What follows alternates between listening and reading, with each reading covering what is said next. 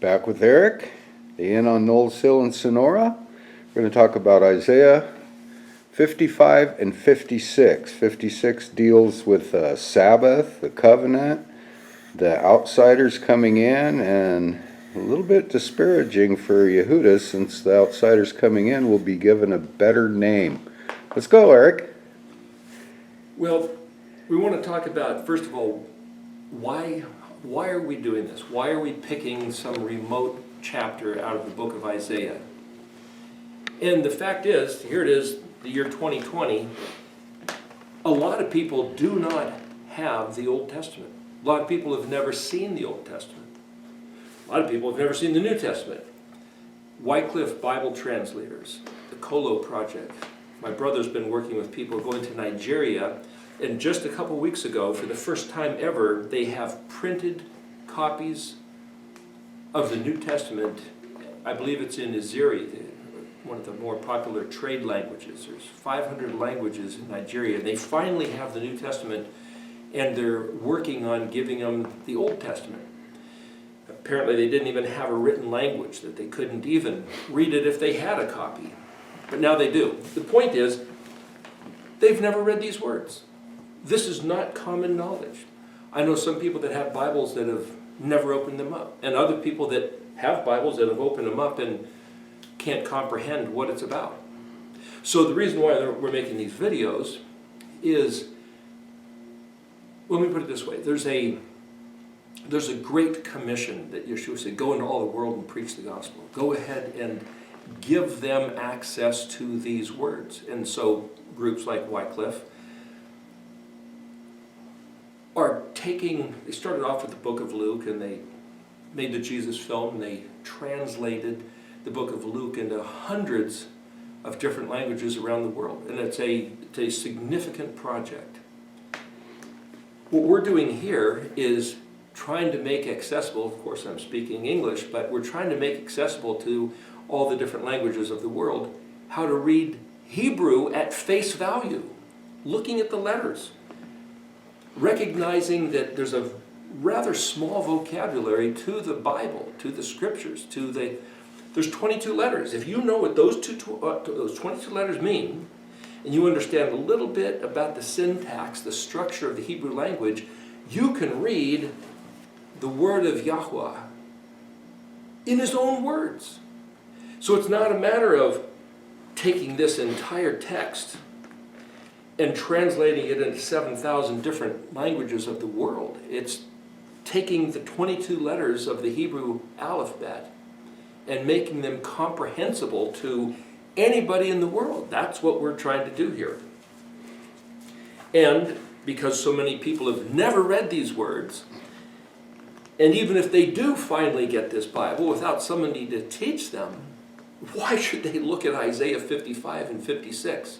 And why should they regard these two chapters as any more significant than any other chapter in this book, or even in the New Testament? And I'm not saying it is more significant, but it's really significant, which is why we're going to be talking about it here. So let's look at Isaiah 55, and then we're going to zero in on just a couple verses. But in Isaiah 55, it starts off saying, "Ho, everyone who is thirsty, go to the water. Even one with no money, go buy and eat. Go and buy wine and milk without money and without price. Why do you weigh out money without getting bread, and your efforts exerted for that which does not satisfy? Listen well to me, and you will eat well, and your soul will delight in rich food. Incline your ear and come to me. Listen, and your soul will be rejuvenated. I will make an eternal covenant with you, the enduring kindnesses promised to David." So this is Yahweh speaking to his people. And he is saying, you labor to get the basic necessities of life, and they're fleeting, they're momentary, they're just for what you need to eat today, and yeah, you need to eat, and yeah, you need clothing and shelter, but come with no price.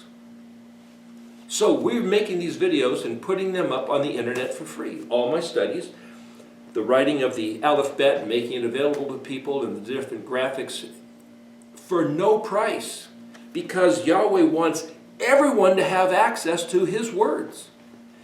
And I'm not putting anybody down for selling anything. We all need to conduct some form of commercial engagement, conducting commerce as it's called, where you are buying and selling. You produce something, you trade it for somebody else, whether it's bartering.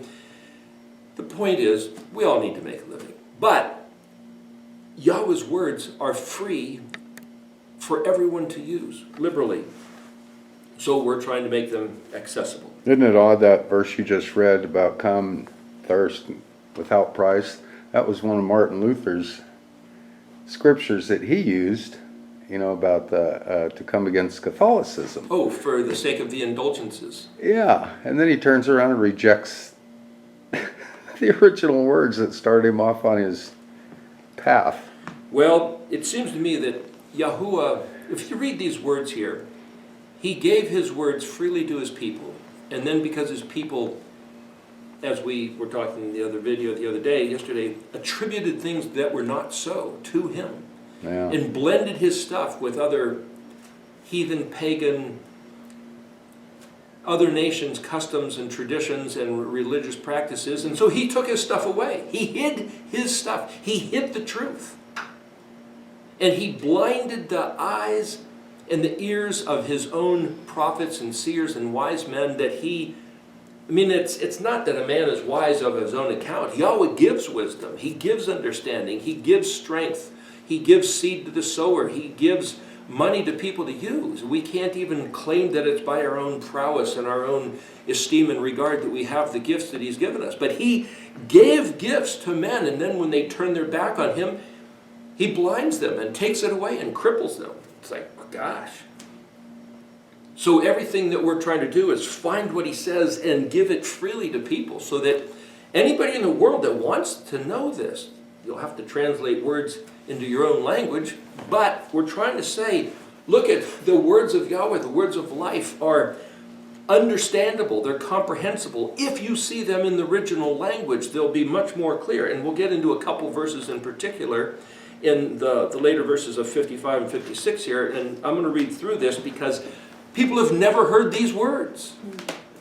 So we'll take the time to do that, maybe a 45-minute video here or something.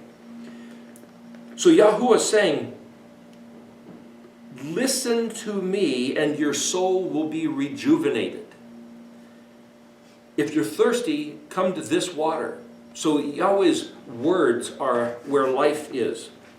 And again, he's saying, I will make an eternal covenant with you, enduring kindness, promised to David. Well, the word David is actually beloved. So you could say, oh, he made this covenant with David. Well, yeah, he did make a covenant with David. But, the word beloved is David. So when Yeshua was getting baptized and this voice from heaven said, this is my beloved son in whom I am well pleased. The word son is Ben. And the word beloved is David. So he said, this is Ben David. This is the son of David, or my beloved son. So there's different ways to translate the words, is what I'm saying. And the more you know of the Hebrew, the bigger picture you get. Verse 4 of Isaiah 55. Behold, I have appointed him as a witness over the regimes. That word witness, again, we talked about yesterday, is Ayin Dalet. A prince and a commander to regimes. Behold, you will summon a nation you had not known, and a nation that had not known you will run to you for the sake of Yahweh your Elohim, for the Kadosh one of Israel, who has glorified you. We're not going to get into that, but again, who's he talking about? Is he talking about David? Is he talking about the nation of Israel? Verse 6, seek Yahweh when he can be found. Call upon him when he is near.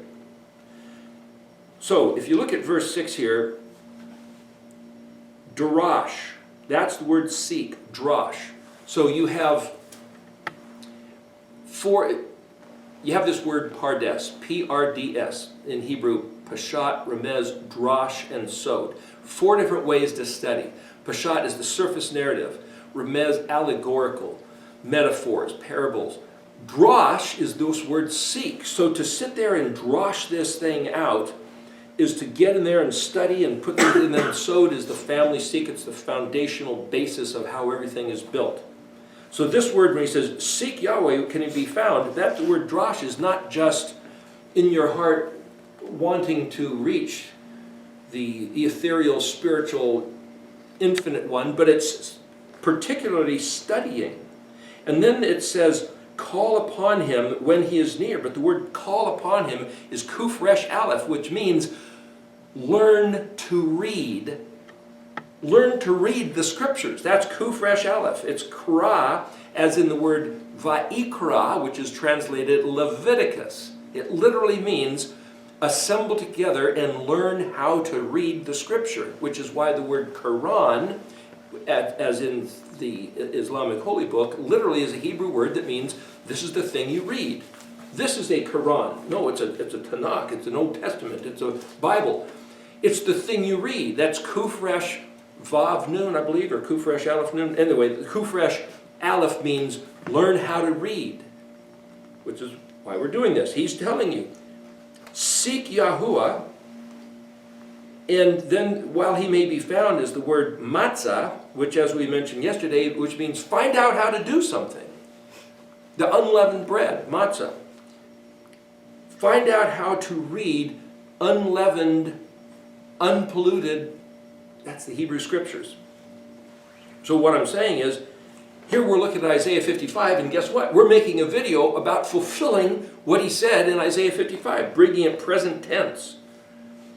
Learn to read, then the word while he is near is bet, he, yod, vav, tav, vav. Well, hioto, any word spelled with he's, yods, and vavs has to do with existing. So this is that which exists. And then kuf resh vav bet means to draw near or come engage in a battle or engage in a contest or engage in some kind of a sport or even a sacrifice. So is it while he is near? Well, it can mean that. Or you could say draw near to the things that he has caused to exist enduring forever, which is his word. Learn how to read his word, seek his word, because it's that which has been designed to be established and remaining as the pillars, the foundations of the universe that can't be shaken, can't be moved. Put your time to learn this. Yes, we have to put our time to laboring to provide food, clothing, shelter, as we started off saying, but he's saying if you're hungry and thirsty and you want something that matters, learn how to read Hebrew. Verse 7, Isaiah 55. Let the wicked one forsake his way, and the iniquitous man his thoughts. Let him return to Yahweh, and he will show him mercy, to our Elohim, because he is abundantly forgiving. Wait a minute, what about the Savior? What about the blood of the Savior? Why didn't he mention the blood of the Savior? Why didn't he say, believe in the Messiah when he shows up? What I'm saying, I'm not trying to knock the Christian message, but what I'm saying is every single time Yahweh says, wicked man, stop doing wickedness. Change your thoughts. Change your heart. Start doing righteousness. Keep the regard of the words of this Torah, this instruction. Change your ways.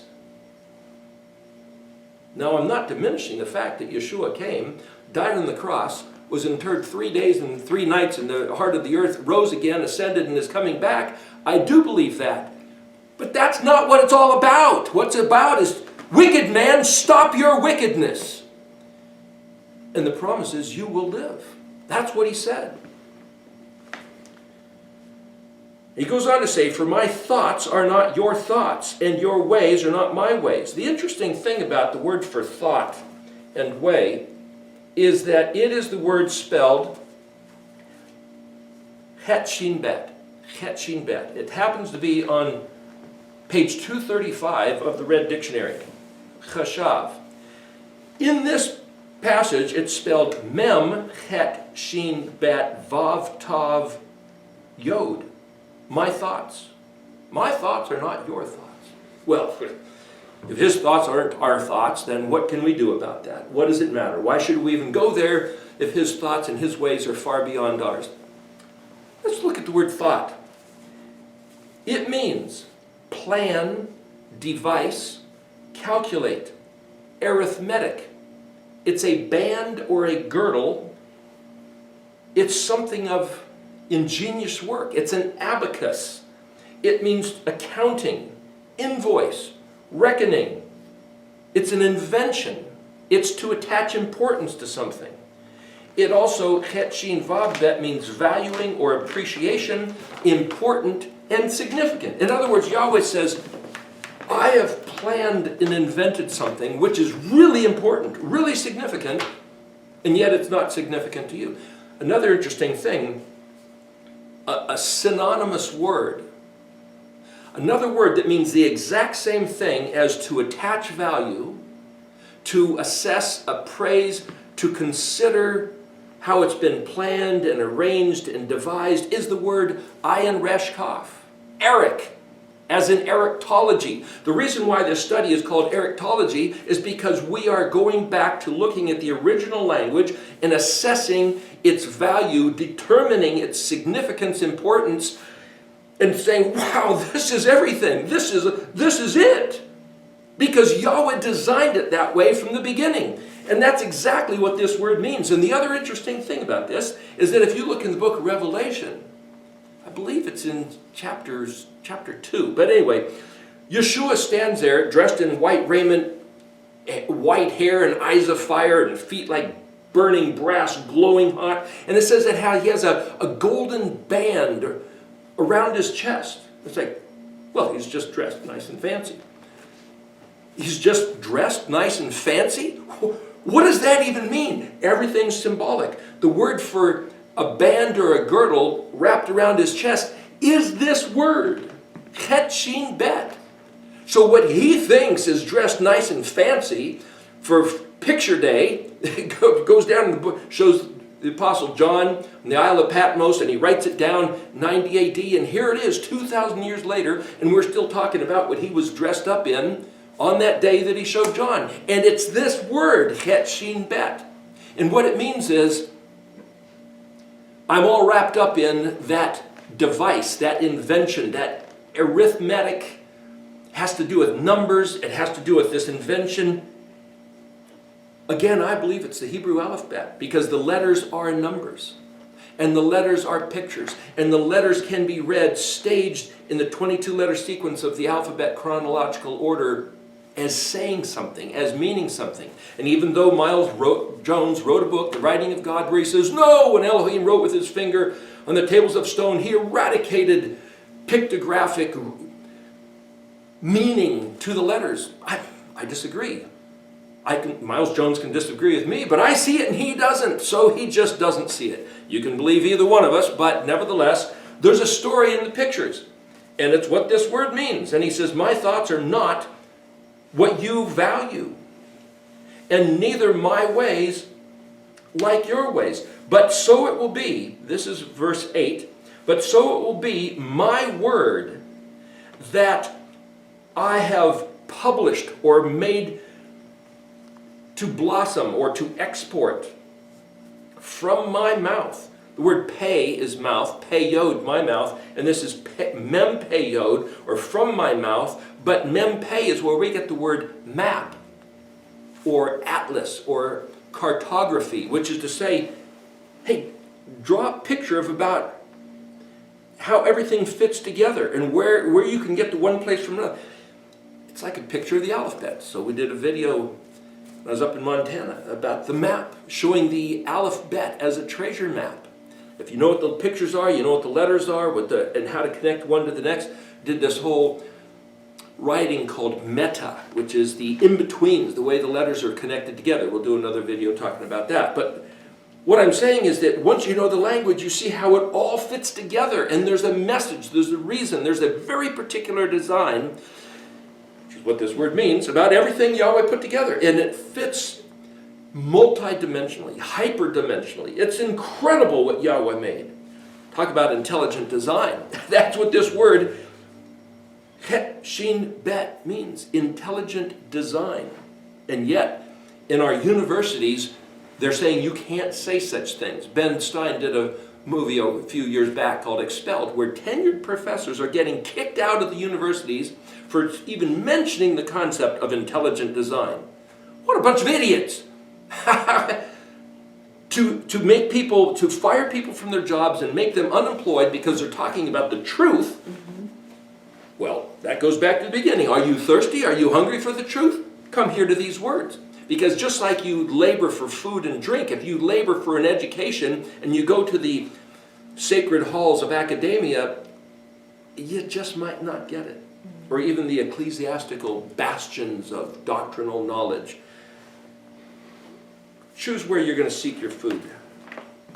Let's get on to verse 9. As high as the heavens are over the earth, so my ways higher than your ways, and my thoughts than your thoughts. For just as the rain and snow descend from heaven and will not return there, rather it waters the earth and causes it to produce and sprout and gives seed to the sower and food to the eater. See, he's designed an entire ecosystem. Everything in heaven and earth has been designed to make it work until he says it's done.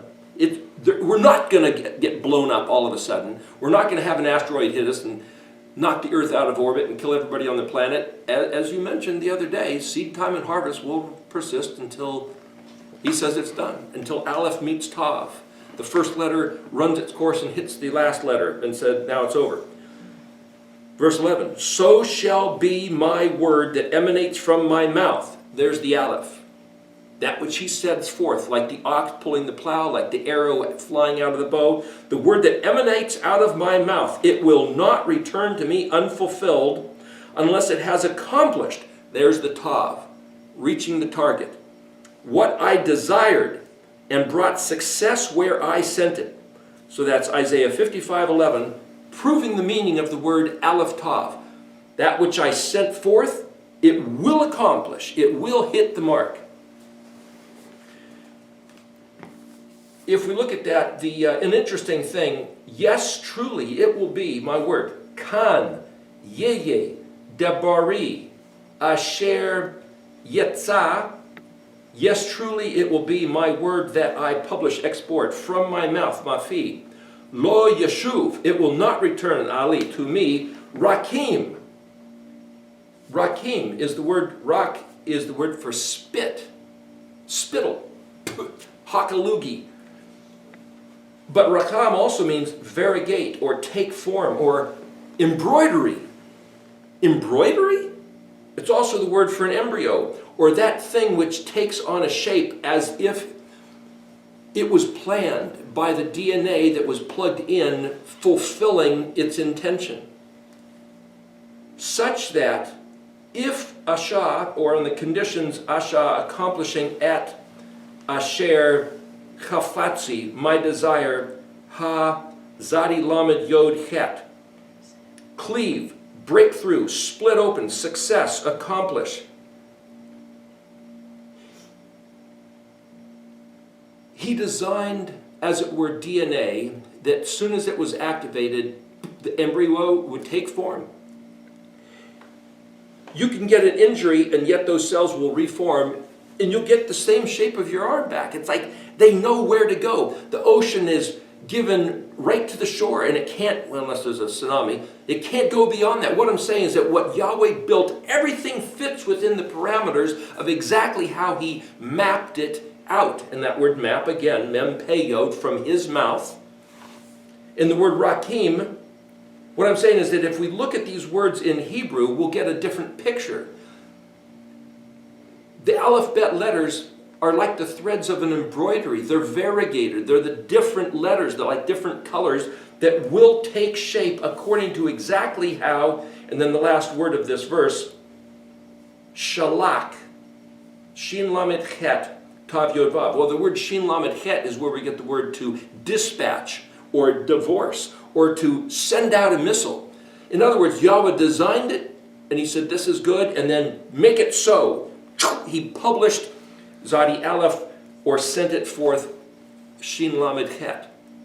So for us to try to comprehend this language is to say, this stuff is sure. This stuff is absolute. This stuff is uncompromising. What Yahweh said has nothing to do with man's doctrines of interpretation. He built it, and it's going to function as he built it. So our task, our job, is to comprehend what do these 22 letters mean. And this other writing that I put together called Meta is to say, not only are there 22 factors, but there's something in between each of the factors. How does this become that? How does this move and change? And what are the dynamics, the hidden dynamics? The word hidden is zadi pei, zeph, as in Zephaniah. It's also the word for north, but it's like there's the seen, there's the unseen, but it all fits together to work. It's basically bet and gimel. Aleph is the plan, bet is the object, the noun, and gimel is the action, the verb that's between. Dalet, by the way, it transitions one to the next. That sets up Aleph, Bet, Gimel, Dalet. The whole meaning of the alphabet it's embedded right there in the first 4 letters. How everything works together. That was verse 11. Verse 12. For in gladness shall you go out, and in peace shall you arrive. Each one of these verses, if you look at it in Hebrew, we could elaborate, which we're not going to do right now. But I'm getting these words so that people can hear them who have never read these words before. This is the prophecy in front of us. What we hear is doom and gloom, tribulation, Antichrist, beast, false prophet, man of sin, the devil incarnate walking the earth and terrorizing all of us, and the bad guys taking over, and all the good guys, the righteous ones, having to hide in caves and prep until it comes and they get it stolen away. Wait a minute. For in gladness you shall go out. Not hiding, but go out rejoicing. That's semeach, simcha. In gladness you will go out, and in peace shall you arrive. Arrive, that's Aleph and Tav again. Going out is Aleph, and arriving is Tav. And he says, it will be in rejoicing, gladness, and in peace, in shalom. Where's the terror? Where's the fear?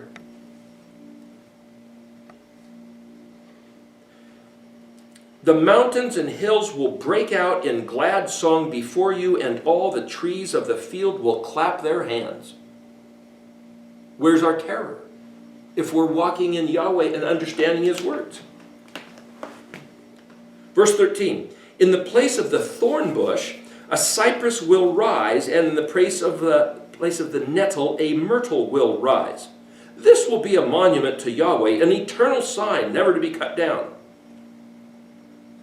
An eternal sign never to be cut down? Where is that? It should be there now. This is in the book of Isaiah, which is approximately, 600 BC? 600 BC, I think. Where's this thorn bush? A cypress will rise. And where the nettle was, a myrtle will rise. I don't see it. I don't know where it is. Somewhere over in the land of Israel. And yet it's supposed to be an eternal sign never to be cut down. Well, because this sounds so confusing, this might be a verse to look at a little closer. So that's Isaiah 55, verse 13. So we write it down and it says, okay, in the place, Tav Het Tav. That's under your feet where you stand. And then there's the word for thorn bush, but it's Hey Nun Ayin Zadi Vav Zadi. Well, Ayin Zadi is the word for tree. Nun Ayin Zadi is a thorn or something hooked or barbed or stuck in. It's like jamming a wedge into something they can't get out. When we were in Boy Scouts, people used to get wedgies, if you know what I mean. A little bit of humor. That's the word. Moving along. Moving along. Yod Ayin Lamed Hey, and what will arise is, the word is brush. Literally, like the English word brush, it's Bet Resh Vav Sin. Well, it's translated cypress, brush. But what do you do when you brush something? It gets smoothed out. It's like brush it like brushing at the back of a horse or a dog, or brushing your hair and making it nice and smooth. Well, the word Bet Resh, bar, literally means pure, clean, clarified.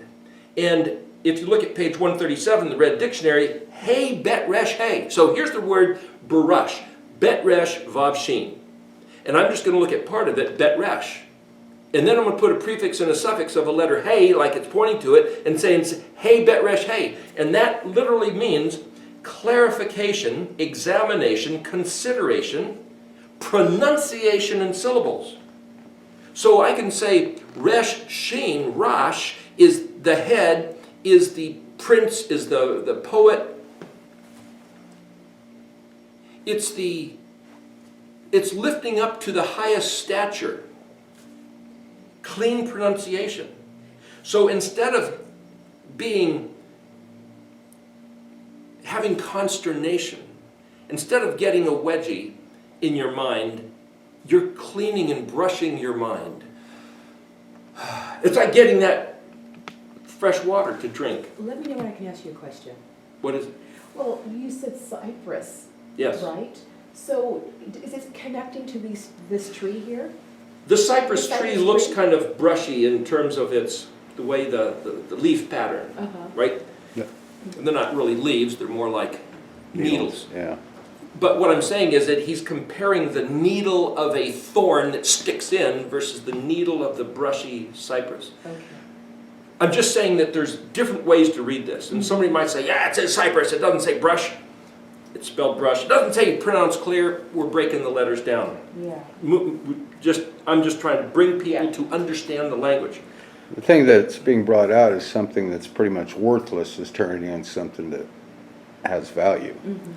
Right. And then the next word, hey, samik resh pei dalit. That's the word for stinging nettle. It's like, stinging nettle. Well, those things are very medicinal, but when they sting, they hurt for a while. And it will be replaced, or in its place will be hey dalit samik, hadas. Well, that's like the word Hadassah, I believe, which was Esther's name, Hadassah, and it means myrtle. Well, myrtle is a tree. It's one of the trees that they said you should have the branch of for Sukkot. But looking up the word Hadass, it literally means to hop like a chicken, mincing steps. So you could look at a little toddler, 2-3 years old, picture a little girl who, just kind of walks cutely. Yeah. That's Hadassah. Yeah. But the word hey dalit means joyous shout. Hey dalit aleph is this. And samik is the engineered structure. Like a menorah, like the mast of a ship, like a tree. If you look at some trees have a cedar tree can be so thick and full you can't even see the trunk or branches. But other trees have a beautiful structure to the trunk and branches. And this is to be able to see the beautiful structure. It's like, wow, hey, look at that. Yeah.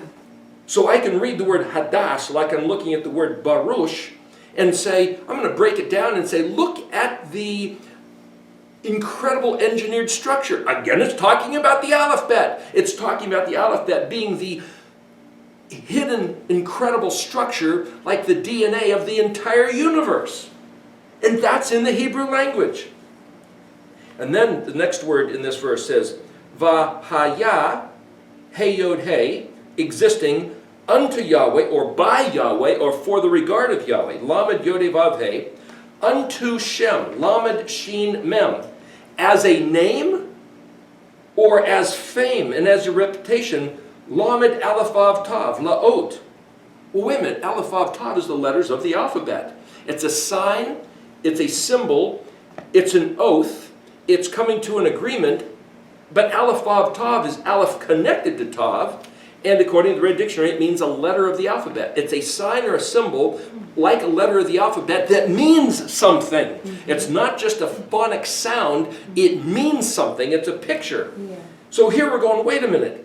If I'm trying to analyze this verse 13 of Isaiah 55, it's saying something that you thought was an irritating wedgie, if you see it, how to pronounce these words. So in other words, when I was a kid, gosh, going English class was pretty rough. Learning grammar, I didn't do well. I ended up doing well later, but as a grammar school kid, English was a very difficult subject. I didn't appreciate it. Now I appreciate studying language immensely. Yeah. Now it's baruch, but before it was natzots. The stinging nettle has become the myrtle, joyously seeing the engineered structure of physics, mathematics, chemistry, psychology, philosophy, everything wrapped up in this Hebrew alphabet. Yeah. And this is for Yahweh as a fame, as a reputation that He is responsible for these letters. That's a way to read this. Forever and never can it be cut down. Well, is it talking about the cedar tree being cut down? Or the myrtle tree being cut down? What can't be cut down, what can't be removed, is once you see what's in these letters, it's to the fame and regard, to the kavod, the glory of Yahweh and His intelligent design. And once you see it, it cannot be denied. What is kavod? Glory, weight, Okay. honor. Got it. The majesty of what He invented as this ingenious device, the Het Shin Bet. To see the Hebrew language is a glorious regard of Yahweh's imagination and capacity to build it so. Yeah. It's astounding. Now we get into chapter 56 of Isaiah.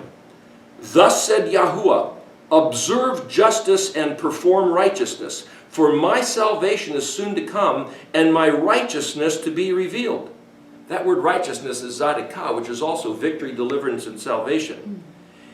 Praiseworthy is the man who does this, and the person who grasps it tightly, who guards the Sabbath against desecrating it, and guards his hand against doing any evil. Oh, and also recognizes the Messiah. He didn't say that. Again, the Messiah has, the concept of the Messiah has his place, and I'm not trying to diminish it. What I'm trying to say is Yahweh says repeatedly, forcefully, again and again, Ayin Vav Dalet, quit doing evil. Which, as we said yesterday, was intending harm to your companion. Do justice, righteousness, grasp tightly, doing the right thing. Yeah. And guard the Sabbath day, the seventh day of the week, without desecrating it. Let not the foreigner who has joined himself to Yahweh. How do you join yourself to Yahweh? He just told you. Do righteousness, quit doing evil, guard the Sabbath day, which is His instructions, because it speaks of who is your Elohim. He said, if you keep the Sabbath day, the seventh day Sabbath, it is the sign that I am your Elohim and you're my people. Yeah. That's the sign. He invented it. He said it. He established it. Yeah. It's a standing pillar in the universe. Except the Pope changed it to prove he had more authority than the written word. God. So you get to choose which day you want to recognize by then stating it's a matter on eternal record of who is your Elohim by which day you choose to regard. Well, that speaks about the last verse in this chapter 56, which I still think is a prophecy of them regarding tomorrow, the Sunday, as being better than the topic of the, Okay, of the well chapter. that's 12 verses away. We'll get there in just a minute. We'll bring that up. Okay. Verse 3 of Isaiah 56. Let not the foreigner who has joined himself to Yahweh speak, saying, Yahweh will utterly separate me from His people. Well, it's like the Noahide laws. You know, there's a certain thing in rabbinical Judaism that says, well, if you're born a Jew, or if you're a real Jew, then you can come into the synagogue and you can study and you can learn these things. But if you're a goyim, if you're one of the filthy heathen infidels of the nations, you're only allowed to come so close. Stand behind that barrier, keep the Noahide laws. That is what a horse left behind. We want to eat the oats of the horse, not what the horse left behind. The Noahide laws are what the horse left behind. Exactly. And if that's all you want, go ahead and eat it. Oats that have been through the horse. We're going for the pure food that he says here in Isaiah 55. Let not the barren one say, behold, I am a shriveled tree. For thus Yahweh said to the barren ones. Another place he says, to the eunuch, who says, hey, look, somebody took off my ability to procreate, which was the first commandment, be fruitful and multiply. I'm no good. I'm just washed up. I don't have any children. He says, no, don't think so. Regardless of whether you have any procreation and children, if you come and learn these words, learn how to seek Yahuwah, read His words, study His language, keep His Shabbat. Thus said Yahweh to the barren ones, who observe my Sabbaths. which includes the Moedim of Leviticus 23, and choose what I desire. That word desire is chafats. Yahweh desires it? Oh yeah, let's do it. Why are we learning this language? Yahweh desires it. Why do we regard the Sabbath day and the Moedim? Because Yahweh desires it, because that's what he said. Het pei zadi. Het is a fence. Pei is an open mouth. Zadi is that which sprouts. The word desire is what you harbor that makes you come alive. It opens up and sprouts. So I could sit there and analyze the pictures that are in Het Pei Zadi and say, why is that word desire? And every time Yahweh talks about the one who seeks what I desire, is the one who says, what? We did that video of how do you Baruch Yahweh? How do you bless him? By doing what he desires. Because he opens up inside and comes alive. Oh, look what my people are doing. Because that's why we're doing these videos, so that we can see what he desires, so that we can do it with intention. And grasp my covenant tightly. What's his covenant? It's the meaning of these 22 letters. It's the promises he gave to Abraham through Moshe, that he reiterated with David, and that David elaborated, elucidated, and made clear, and that Yeshua came to make sure that could never be taken away. In my house, within my walls, I will give them a place. Them who? The barren ones, the eunuchs, those who weren't necessarily even born of the people of Israel, but who chose to be his people. I will give them a place of honor and renown, which is better than sons and daughters. Ouch. So much for the Noahide laws. Eternal renown will I give them, which will never be terminated.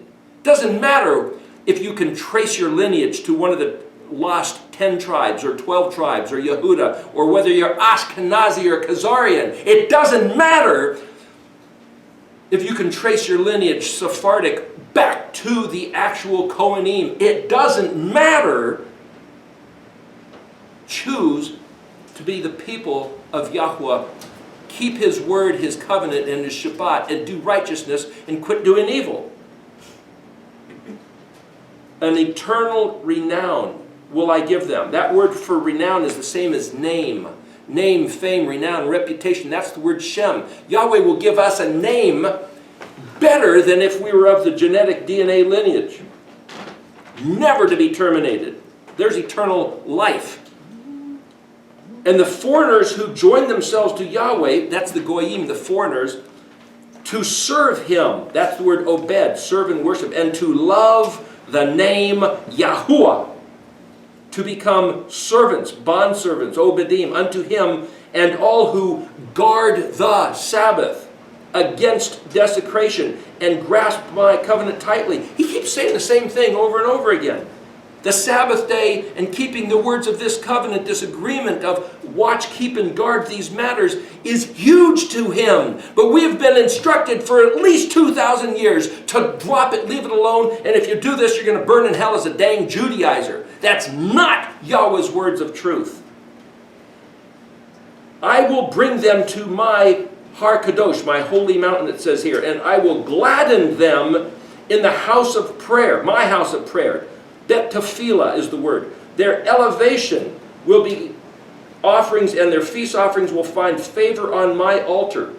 Didn't say ritual sacrifices. He didn't say we have to kill animals to come to him. For my house will be called a house of prayer for all the peoples. Not just the Jews, all the peoples. Not just those that have lineage back to one of the 12 tribes. The word of Adonai Yahuwah, this says the word of my Lord Yahweh Elohim. See, they don't want to write certain things, but what this says as Nam Adonai Yahuwah. Nam, Nun, Aleph, Mem. We talked about that yesterday. It's like this signet ring, the seal, his stamp of his own signet, command of the emperor of the heavens and the earth. Who gathers in the dispersed of Israel, I shall gather to him even more than those already gathered to him. So it's not just a matter of can you find your lineage linked to the 12 tribes by your DNA. It's like when you attach your mind, your heart, your efforts towards Yahweh's DNA, the 22 Hebrew letters. Learn how to read. All the beasts of the field come to eat all the beasts in the forest. What? What? All the beasts of the field? Well, those are generally domestic animals. Sheep and cattle and horses and llamas and deer come to eat all the beasts of the forest? Wouldn't those be like lions, tigers, and bears? What the heck is he saying? Oh my. You know, so fortunately this has a little commentary down here. This verse 9, okay, Can I ask you a question? sure. Is there going to be some time when we can talk about some other things? Because like some of the, like the site, these trees here, when you talk about the alphabet, to me it connects, it seems like there's this connection here. Connects with everything. Yeah, and so, you know, I'm looking at it thinking like, you know, they're swaying back and forth and everything. They're clapping their hands, just like Trees you are mentioned clapping earlier. You said there was, in California just a couple hours ago, there was over 200-mile-an-hour winds up there. So, Kirkwood Ridge, yeah, 209 miles an hour. so that, you know, the interesting thing, you see that suddenly there's this big windstorm going on, which is a beautiful thing, and the trees are It clapping is their hands. beautiful. We The Ruach. talked about that earlier. He talked about the trees clapping their hands, and you could say the wind of the Spirit, the Ruach of Yahweh, you know, and it's a very pertinent thing to say, hey, this stuff is alive. This is real. And this phrase, all the beasts of the field come to eat all the beasts of the forest, sounds crazy. I don't know what it means. Let's see what Rashi, this particular Tanakh has a commentary by Rashi. It says, beasts of, Rashi is one of the highly regarded scholars, sages, rabbis of the past. It says, it's a metaphor for the converts. Converts. That's the goyim. That's the guys that should be only subjected to the Noahide laws. While beasts of the forest is a metaphor for their more powerful enemies, the opponents of Israel. At the time of the redemption, the erstwhile weaklings will devour those who try to deter them from joining Israel. Okay, well maybe that's what it means. But I looked at this word and it says the beast. Well, the word beast is het yod tav vav. But if you look at the dictionary, that also means lifestyle. And then it says Shaddai. Well, the word Shad means field. It also is female breast. But Shaddai, like El Shaddai, the most high, omnipotent, almighty. Most high is actually El Elyon. But Shaddai, El Shaddai, means the almighty, the powerful. So you could say, well, it's also field, but it's also demon. Demon, it's also beautiful woman. Gosh, how do you know what these words mean? There's a connection. But let's say, just for the sake, because we're almost out of time here, let's say that the word Shaddai is referring to El Shaddai. I can choose to read that into the words. The complete lifestyle of Shaddai. If Shaddai means almighty, all-powerful, overwhelming, then it also means field, but let me clarify something. If you see a field that's been harvested and just obliterated, so it's an open field, that's Shaddai. Like if you have a military engagement and you've got artillery and they just blast the field, that's Shaddai. So you could say the lifestyle of the Almighty, most powerful, Aleph, Tav, Yod, Vav, all the beasts of the field come. They're saying that means it's arriving to, see, that's not the word really, to come as Bet Aleph, but this is Aleph Tav Yod Vav. So Aleph Tav is to be joined with, or is to arrive. I'm saying is once you start looking at these words, you have to try to wrap your mind around it, because the translations do some funny things. But anyway, come to eat. Remember we started off Isaiah 55 talking about if you're thirsty and if you're hungry, and so we're talking about eating these words and consuming like manna, like honeycomb. All the beasts, so again, lifestyle, Bet Yod Ayin Resh. Well, that's the word that they say of the forest, but the word for a forester is Yod Ayin Resh Nun. So forest could be Yod Ayin Resh, but honeycomb is Yod Ayin Resh Hey. An enemy is Ayin Resh. What I'm saying is I could choose to read this as the lifestyle that's the omnipotent of El Shaddai will devour the lifestyle of the honeycomb. It will eat from the honeycomb. Turn to El Shaddai, and it's eating from the honeycomb. Oh, well, that makes sense to me. But if I say all the beasts of the field come to eat all the beasts of the forest, and then I listen to Rashi, and it's like, well, those people who want to turn to Yahweh will actually, even though they're weaklings, if they're erstwhile, if they're intent, they were overwhelmed, even the powerful ones. Well, that's what we were talking about the other day, saying, don't be afraid of the Elohim Achrim. Turn to Yahweh. No, so what I'm saying is that I just gave you 3 different ways to translate this verse, and they all fit. And I choose to say, if I want to eat the words of El Shaddai, it's sweet like a honeycomb. Well, even David said the same thing. The last couple verses here, verse 10 of Isaiah 56. Their watchmen are all blind. They do not comprehend.